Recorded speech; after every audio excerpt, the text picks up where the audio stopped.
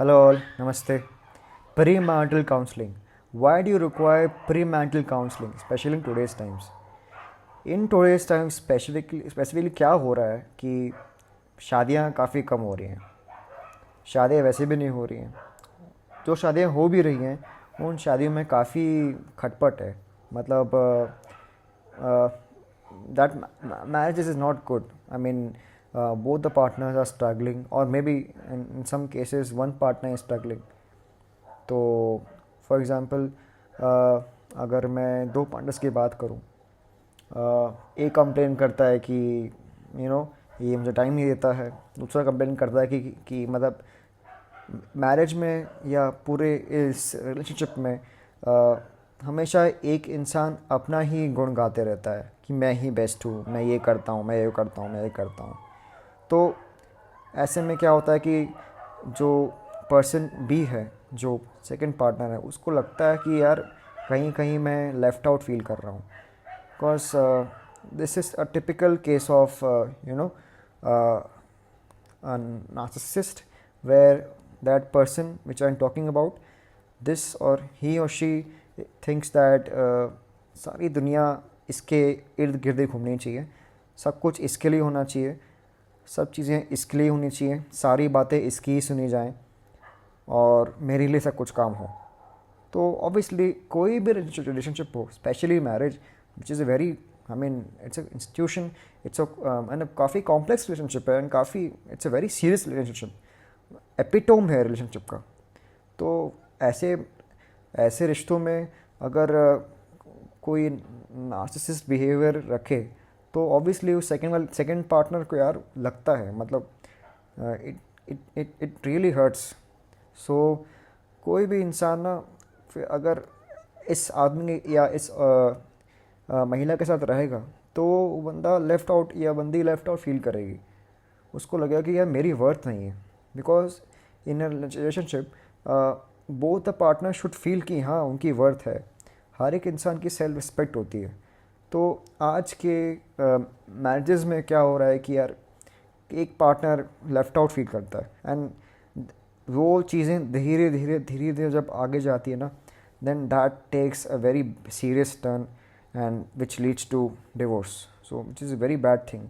And एक बार divorce हो गया, स्पेशली लड़कों के लिए तो फाइनेंशियली देखा है तो बहुत ही ड्रेन, इमोशनली तो ड्रेन करता ही है, बोथ ऑफ देम, लड़कों को भी लड़कियों को भी, लेकिन फाइनेंशियली ज़्यादा ड्रेन लड़कों को करता है. सेक्शन 498 एनोमली वगैरह, तो काफ़ी मतलब दिमाग हिल जाता है यार. ऑब्वियसली अगर आपकी मैरिज लाइफ अगर पिस्ड ऑफ है ना, तो आप truly speaking you cannot concentrate on your work, you will not feel to not feel to eat food timely. एक तरह से पूरी लाइफ हिल जाती है. सो दैट इज़ वाई अगर आप शादी कर रहे हो तो आई मीन शादी को निभाना एज ए इंडिविजुअल रिस्पॉन्सिबिलिटी होनी चाहिए बोथ द पार्टनर्स की. अदरवाइज फिर it creates a havoc on both the them. ये बहुत दिक्कत है. दूसरी चीज़ ये है कि कंप्लेंट्स आ रही हैं from both the sides obviously. From the female side, specially when she is pregnant, when she gives birth to baby. उसके बाद obviously she is not able to go to office. Previously she used to, but now she is not able to go to office and all the financial burden, financial जो responsibility है पूरे तरीके से husband पे आती है. He is the one who is responsible in that case to bring money towards to the family. Obviously उनके उसके बच्चे के लिए केयर करने के लिए, उसकी मम्मी के लिए केयर करने के लिए. तो इस केस में क्या होता है कि जैसे जैसे बच्चा बड़ा होता है, ही और शी ऑब्वियसली रिक्वायर्स केयर. लेकिन कहीं ना कहीं हस्बैंड्स आर वो बोलते हैं यार नहीं, मतलब वो हेल्प नहीं करते फीमेल पार्टनर को उस बेबी के रख रखाव पे. तो that is something which really hurts to the females. उनको काफ़ी हर्ट होता है कि यार ये इसका पिताजी है, लेकिन as a he is not playing the role of a good dad which he should obviously. आज के टाइम में मर्द बनना आसान है, लेकिन एक अच्छा पिता बनना उससे भी ज़्यादा मुश्किल है. सो बहुत बड़ी रिस्पॉन्सिबिलिटी है एज अ पिता in the shoulders of the male partners. So आसान नहीं है आजकल पिताजी बनने में. So that is something which is missing out in today's males, male partners. And ये थोड़ी सी दिक्कत है जो फीमेल पार्टनर्स को फेस करनी पड़ रही है. और उसके चक्कर में क्या है ना, when they both couple actually they don't end up planning for second baby, because female बोलती है कि यार जब फर्स्ट बेबी जब हुआ था तब मेल पार्टनर ने उसकी हेल्प नहीं की थी, अकेले सब उसने किया, बच्चा का रोना धोना सब कुछ वगैरह आप समझ सकते हैं. सो उसको लगता है कि यार अगर सेकंड बेबी अगर हम प्लान करते हैं तो फिर ये मुझे हेल्प नहीं करेगा. सो उसको लगता है कि then they don't plan for second baby as well. तो फिर वो घर में कलेश शुरू हो जाता है, पेरेंट्स से प्रेशर आता है, तो which is very horrible. And पूरा चीज़ें एकदम हिल जाती हैं. So that is not good. Males की तरफ से ये कंप्लेन आ रही है कि हमें रिस्पेक्ट नहीं मिलती वाइफ से.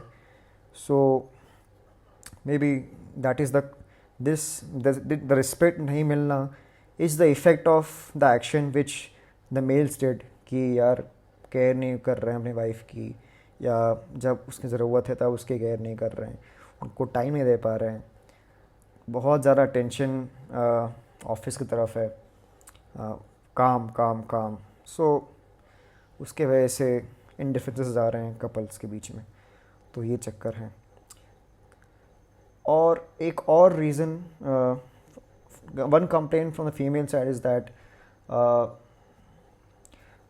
जो इन लॉज हैं, आई मीन लड़के के माता पिता हैं, वो काफ़ी प्रेशराइज कर रहे हैं इस कपल को. स्पेशली जो नई बहू आई है उसको काफ़ी प्रेशराइज कर रहे हैं कि तू ऐसे कर ऐसे कर. उसको चेंज करने की कोशिश कर रहे हैं, उनको कंट्रोल करने की कोशिश कर रहे हैं.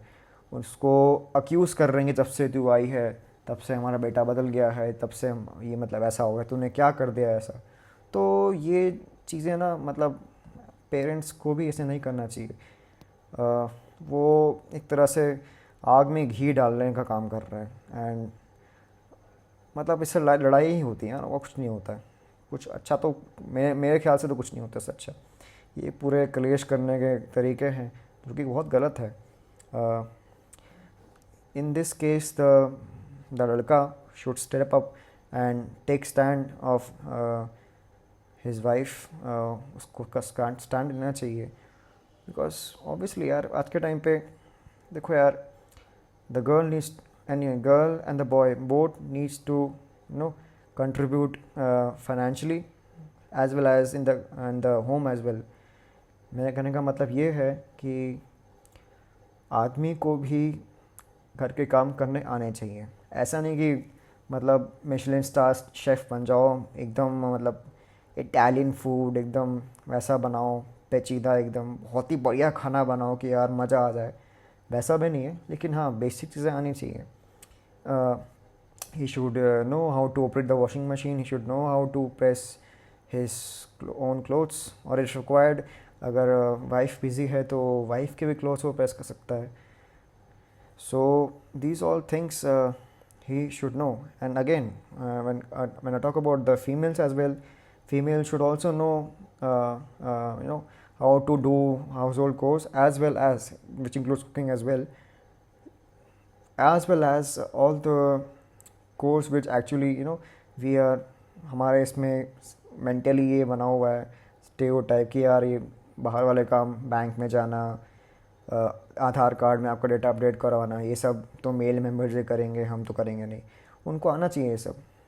आई mean these all things are very very important. And obviously here female members को भी स्टेप अप करना चाहिए, उनको भी ये काम करने आने चाहिए. So actually what happens is that when it comes to cooking, cooking का बर्डन सिर्फ फीमेल की तरफ ही नहीं है. मतलब that thing gets divided between the male and female. So for example, let's say अगर आप दोनों ऑफिस से आ रहे हैं तो that guy can maybe cook, one day he can cook some that sabji, and at the same time the female can cook, make rotis, chapatis or rice, maybe जो आप खाते हैं. Flip it around for the other day. अगले दिन female जो है वो सब्ज़ी बना रही है, और उसी दिन रोटी जो है मेल बना रहा है. तो ऐसे काम बांट के बर्डन जो है ना कम हो जाता है. और फिर ऐसे में अगर कोई बंदा बोले यार नहीं नहीं, मैं तो बस बैठ के आईपीएल देखूंगा या कुछ नहीं करूंगा घर के काम, मैं थक के आया हूँ, ऐसा है, तो ऑब्वियसली मतलब आज के टाइम पे फीमेल्स भी काम कर रही हैं, वो भी थक के आते हैं, वो भी इंसान ही है यार, है ना.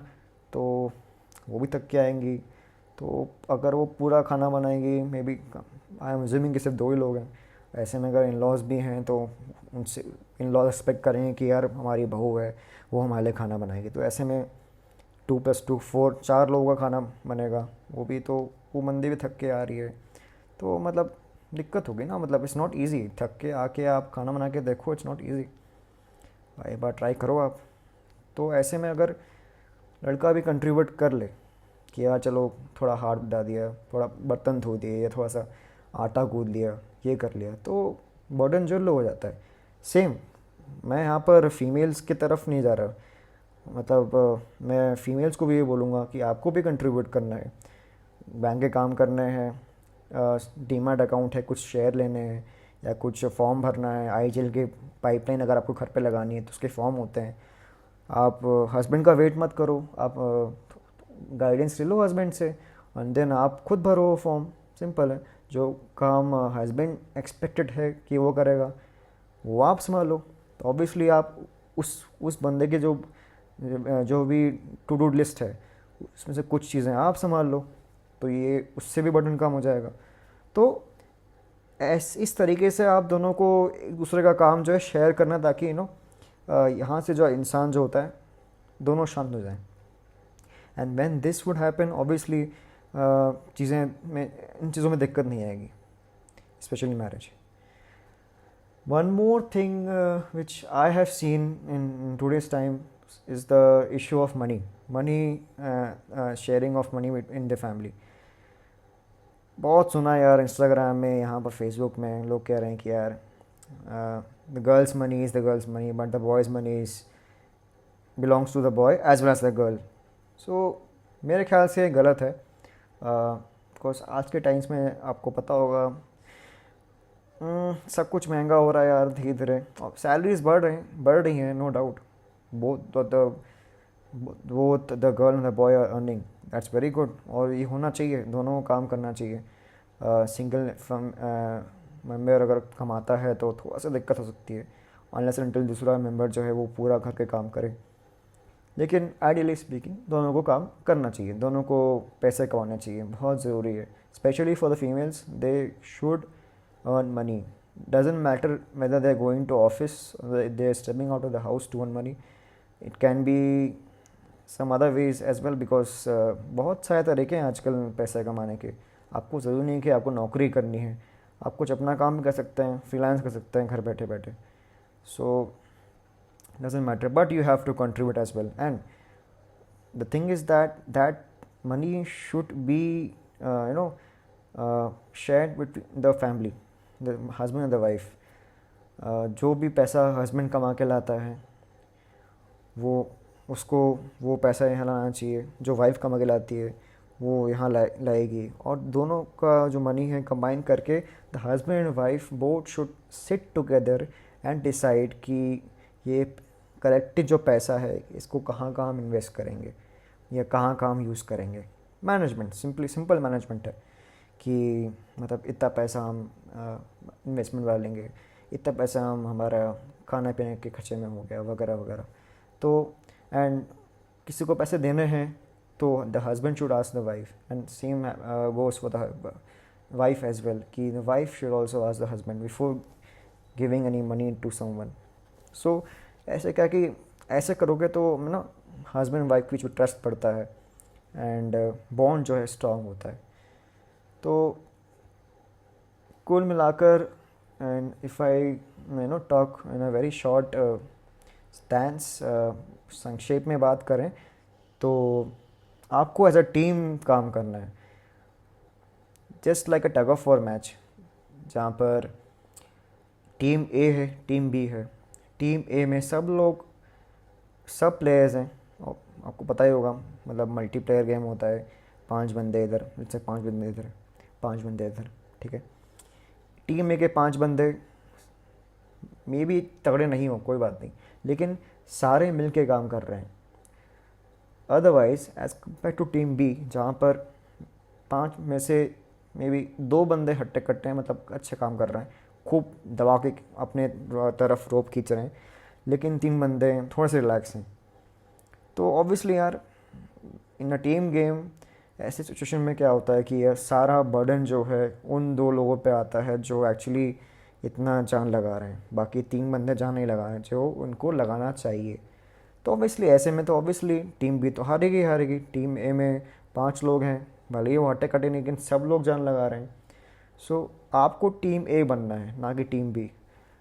आपको लाइफ में अगर एक्सेल करना है, ऑब्वियसली इट्स लाइक, जब आपका बेबी होगा, जब आपका फैमिली साइज़ बढ़ेगा, देन ऑब्वियसली उस बेबी के लिए आप नरिशमेंट के लिए, खर्चे के लिए अपने शौक़ भी पूरे करोगे आप। तो ऑब्वियसली उसको करने के लिए आपको एज अ टीम काम करना पड़ेगा। You will be supporting each other in his और हर careers, may be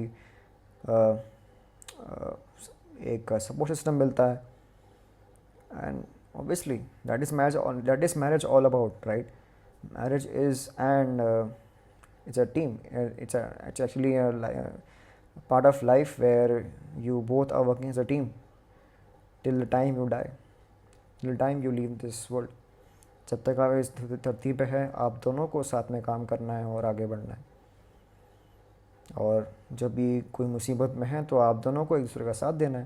that is all about good married, this is good married life. यही होना चाहिए, यही आइडियलिस्टिक सिनेरियो है, लेकिन नहीं हो रहा है और बहुत ही पेन है। And all these spoiled marriages are, this leads to massive काफ़ी आक्रोश है लोगों के मन में कि यार लड़कियां ऐसी हैं, लड़के ऐसे हैं, लड़कियां ऐसे करती हैं, लड़के ऐसे करते हैं। तो यार ठीक नहीं है, मतलब हेट फैलाने से कुछ होगा नहीं। हेट फैलाने से यार, जो कलेक्टिव गोल है समाज का, as a maybe as a country जो गोल है, जिस देश में ऐसा हेट फैला जाए कि यार ये लड़कियाँ ऐसी हैं, लड़के ऐसे हैं, वो देश कभी प्रोग्रेस भी नहीं कर पाएगा। एंड अगर सिंपल सी बात, अगर आप प्रोग्रेस नहीं करेंगे तो देश कैसे प्रोग्रेस करेगा? आपके जैसे कितनी करोड़ों फैमिलीज़ हैं, ये करोड़ों फैमिलीज़ मिल के देश बनता है। तो अगर करोड़ों फैमिलीज़ में ऐसा कलेश हो रहा होगा घर पे, तो कैसे India as a country grow करेगा? आप ही सोच के बताइए। तो हमें एज अ टीम काम करना है और हमें इन चीज़ों पे ध्यान देना है। इसी के लिए प्री मैरिटल कंसल्टेशन बहुत ज़रूरी है। और many people are not deciding to get married as well. That's fine, okay, it's your wish. But if you are deciding to get married, then and if you want to make sure that you don't face the challenges in your married life, then you should take premarital consultation. I provide premarital consultation to all those interested people who are looking to marry.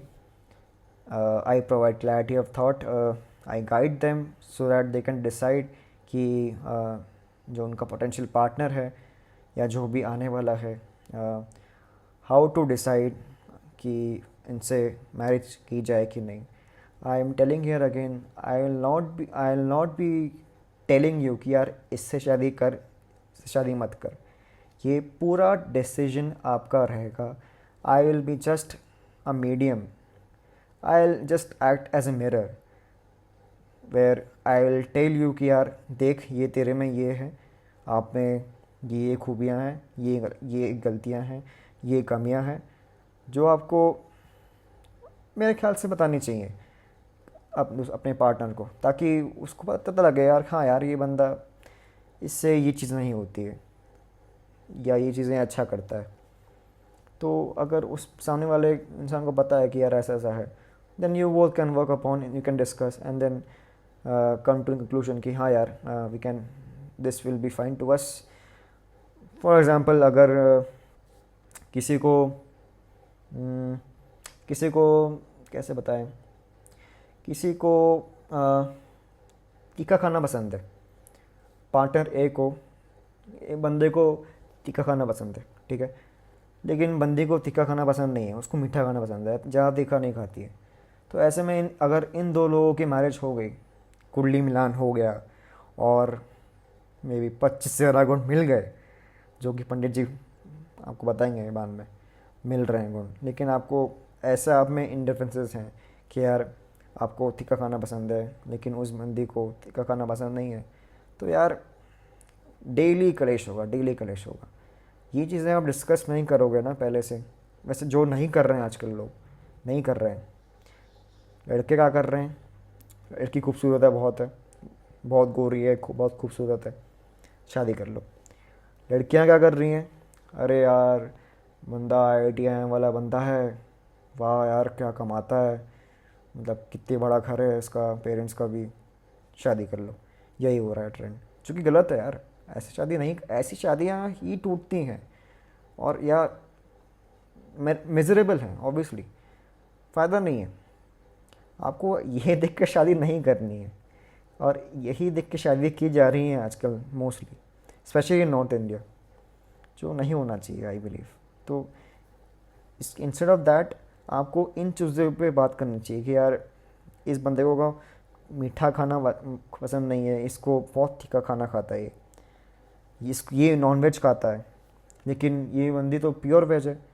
तो यार ऐसे में non veg रोज़ बाहर तो खाएगा नहीं, कभी एक बार बंदा चिकन या मटन फिश जो भी है घर लेके आएगा।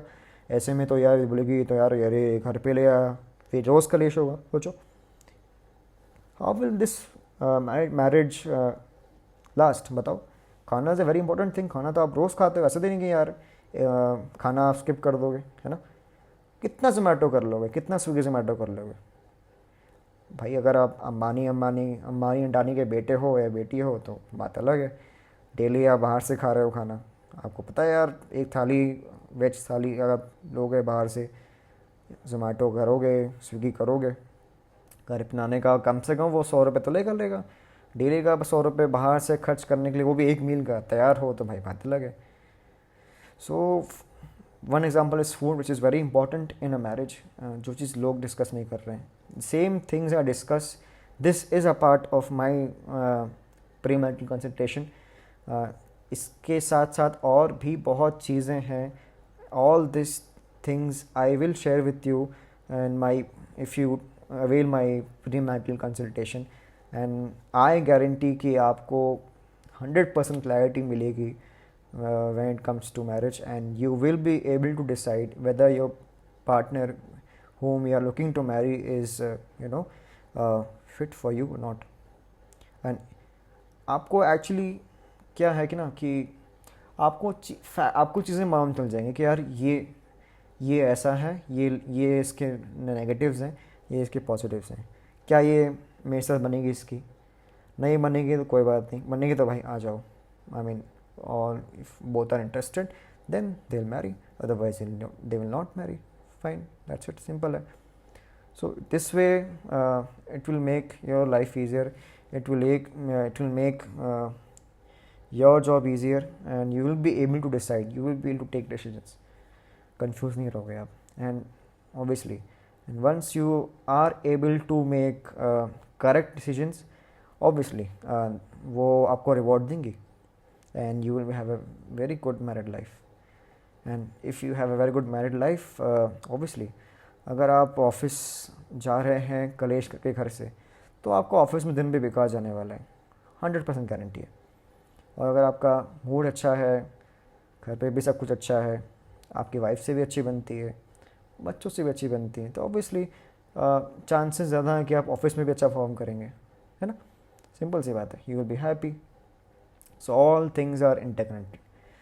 So that was it. I hope आपको चीज़ें समझ में आई होंगी, आपको थोड़ा सा रियलाइज़ हुआ हो कि हाँ यार, काम की चीज़ तो है प्री मैरिटल कंसल्टेशन।